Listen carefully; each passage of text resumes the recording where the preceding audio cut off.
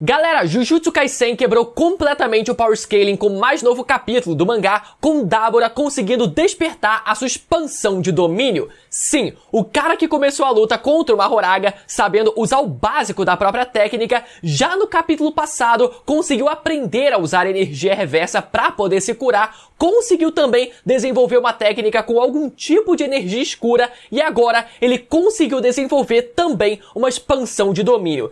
Caralho! Onde é que a gente vai chegar? Se esse cara continuar lutando por mais 5 capítulos, sei lá, ele vai ser mais forte que, sei lá, 3 Sukunas juntos. Além disso, tivemos também o reencontro entre Itadori e Mahito, talvez não da forma que a gente esperava, mas sim, esse reencontro aconteceu e deve resultar no extermínio completo dos espíritos amaldiçoados da Terra. Vamos falar sobre o capítulo 21 de Jujutsu Kaisen Módulo agora, não antes de você exorcizar o botão do like aí embaixo e se inscrever no canal com o sininho ativado pro domínio desse canal continuar em expansão e a gente alcançar a marca de 1 milhão de feiticeiros. Já tô sem fôlego e o vídeo tá só começando. E lembrando também, galera, que teve análise do episódio 6 da terceira temporada de Jujutsu Kaisen, então se você perdeu, não esquece de dar uma olhada depois, que tem muita informação bacana sobre a técnica da Kirara pra vocês, beleza? Então, vamos lá. O capítulo começa com um flashback do nosso menino Tsurugi conversando com a sua avó Maki. Como foi dito no primeiro capítulo da série, o Tsurugi sempre foi muito mais próximo da sua avó, enquanto a Yuka, por outro lado, era mais apegada ao seu avô. Não é à toa, né, que cada neto se parece até mesmo fisicamente com cada um dos seus avós.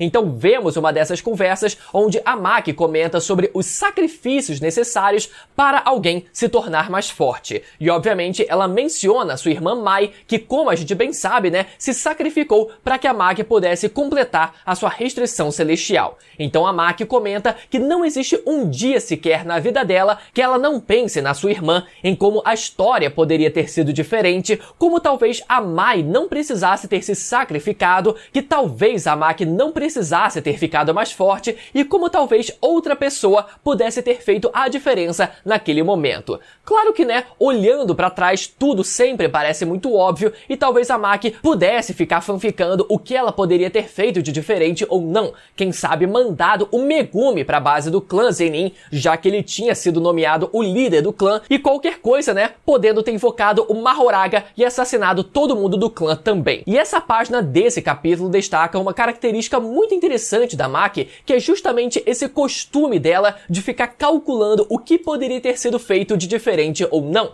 Por exemplo, depois que o Sukuna foi derrotado lá na série original, a Maki foi a primeira a começar a criticar o Yuta sobre o que ele deveria ter feito ou deixado de fazer para que eles tivessem garantido uma vitória ainda mais cedo do que a que eles tiveram. Então a Maki é essa pessoa que sempre questiona o próprio passado. E agora nesse capítulo, essa característica dela é evidenciada mais uma vez durante essa conversa com seu neto Tsurugi. Ela tenta ensinar para o garoto que existem sacrifícios que são necessários para que ele se torne mais forte, mas que ao mesmo tempo ele deve tomar cuidado para não acabar jogando fora coisas que ele nunca precisou de fato sacrificar. E um outro detalhe dessa imagem também é como o rosto da Maki fica coberto pelos galhos de uma árvore. Isso porque a gente nunca consegue ver o rosto completo dos personagens que já estão mortos. Enfim, galera, esse flashback então vai servir como um gancho para o clímax da luta entre o Tsurugi e o Maru. A gente descobre nesse capítulo que o Maru desistiu, na verdade que o Tsurugi desistiu de cortar o Maru no último segundo. Ele larga a espada e na verdade é o próprio Tsurugi que acaba sendo acertado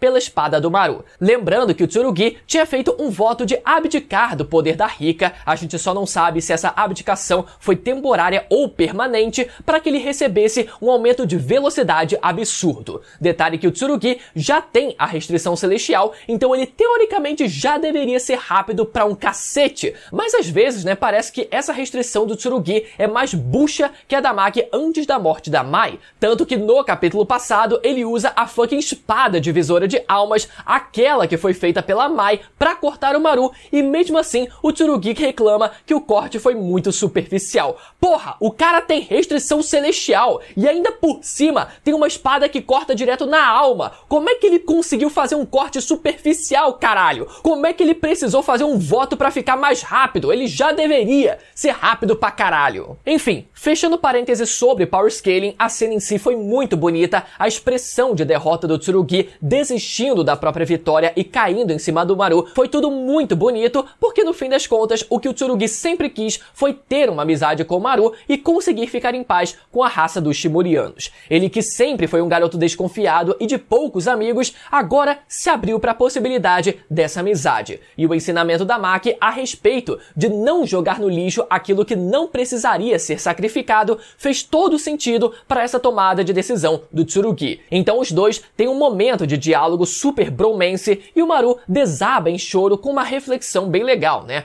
Ora, se aqueles que chegaram antes num determinado lugar são aqueles que estão certos, então aqueles que nunca tiveram um lugar para começo de conversa ou que foram expulsos de onde vieram, como foi o caso deles, deveriam fazer o quê? Sumir da existência? Não, eles precisam ser acolhidos na medida do possível. No fim, vemos o espírito da Rika Orimoto aparecendo para o Maru, também sem mostrar os olhos e o rosto completo, afinal, ela também está morta. Mas a cena corta sem a gente saber se ela chega a interagir de fato com o Maru ou não. Já a segunda parte desse capítulo começa mostrando a parte de dentro da nave dos Shimurianos, revelando que eles trouxeram consigo um Kaelian, que é equivalente aos espíritos amaldiçoados no planeta natal deles, né? Sendo essa uma raça venerada pelos Shimurianos. Daí todo o motivo, né, do conflito entre eles. A humanidade quer exterminar as maldições, enquanto os Shimurianos querem preservar e até veneram as maldições. Logo em seguida, a gente vê a nave dos Shimurianos se aproximando do local da batalha entre o Dabura e o Mahoraga, e a gente vê o Dabura se preparando para erguer uma barreira. Aparentemente, ele começa a manipular a própria nave e uma série de prédios ao redor dele. Imediatamente, Mahoraga começa a se adaptar loucamente com o Dharma dele girando sem parar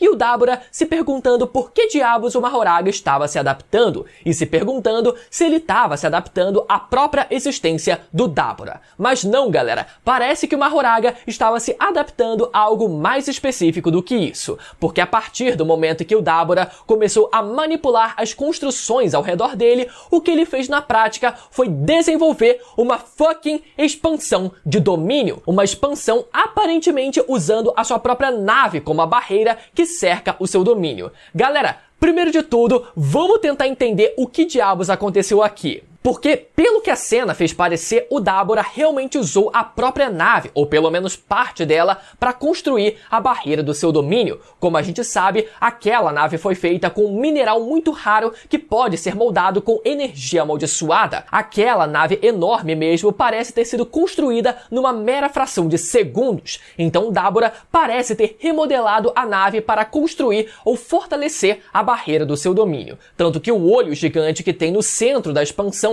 parece ser aquela parte da nave que tinha o formato de uma esfera gigante e que era o centro de navegação. Além disso, como o mineral que compõe essa nave pode ser modelado de infinitas maneiras, eu acho que foi justamente isso que deu origem a esse formato desse domínio, como se a parte interna do domínio tivesse esses caminhos infinitos. Agora, um outro detalhe importante que vale ser mencionado também é que aquela esfera gigante no centro do domínio parece ser um totem. E quem acompanha o canal sabe muito bem o que isso significa.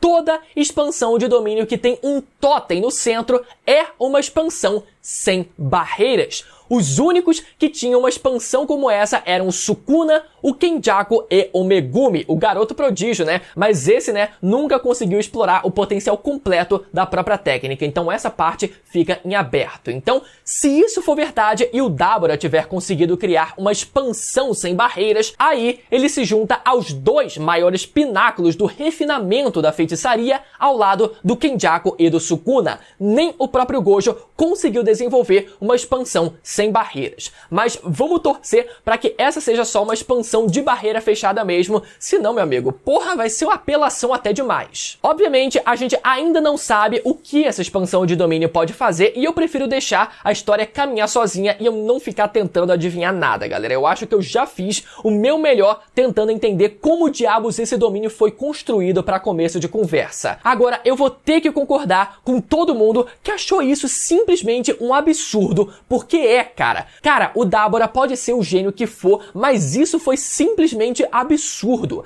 Capítulo passado, ele tinha aprendido a converter energia amaldiçoada em energia positiva e começar a se curar. Além disso, ele começou a desenvolver também uma técnica feita de energia positiva, onde ele pareceu reverter a luz e criar uma esfera feita de escuridão, matéria escura, energia escura, vácuo quântico. Até agora a gente não faz ideia. Além disso, ainda no capítulo passado, rolou aquela explosão dupla depois que o Itadori lançou um Deus Mantelar que eliminou uma enxurrada de maldição simultaneamente. Só que ao invés de termos apenas uma explosão, tivemos duas explosões simultâneas. Então a gente deduziu que uma das explosões foi feita pelo Itadori e a outra foi feita pelo Dabura. Muita gente até cogitou que aquela segunda explosão tinha sido feita pelo Tsurugi, já que ele também estava prestes a dar o golpe final no Maru, mas eu bati o pé dizendo que não, que aquele era um corte direto que não causaria uma explosão daquele tamanho, e nesse capítulo a gente descobre que ele desistiu de executar o golpe. Então realmente não foi o Tsurugi. Então isso significa que aquela segunda explosão foi feita pelo Dabura?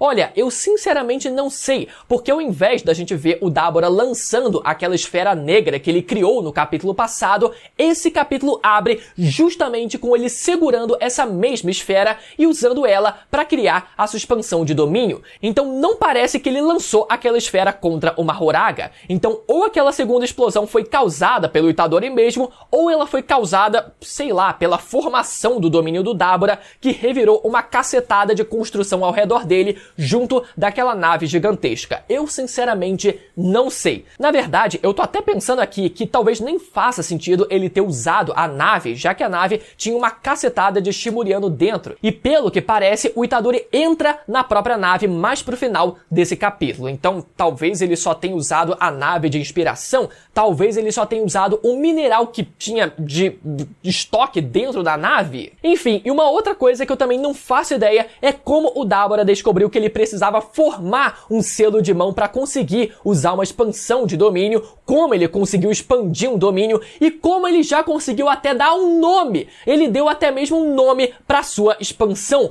Como é que ele já pensou no nome para a expansão que ele acabou de criar, sendo que ele nunca viu uma expansão de domínio na vida dele, e o Itadori ainda tá pensando no nome para a expansão dele já faz mais de 60 anos. Enfim, galera, o vídeo já tá ficando longo, eu vou deixar pra falar especificamente sobre o reencontro entre o Itadori e o Mahito no próximo vídeo, então fica atento aqui no canal. Se você gostou e ficou até o final, galera, comenta aqui embaixo o que você tá achando dessa luta do Dabura contra o Mahoraga, se tá forçado ou não toda essa evolução do Dabura durante a batalha. Lembra novamente de deixar o seu like, conferir a sua inscrição no canal e conferir também a minha análise completa do episódio 6 da terceira temporada de Jujutsu Kaisen, que tem muita coisa legal lá, beleza? É só clicar no vídeo que vai aparecer agora na tela pra você ir lá assistir. Até a próxima, tchau!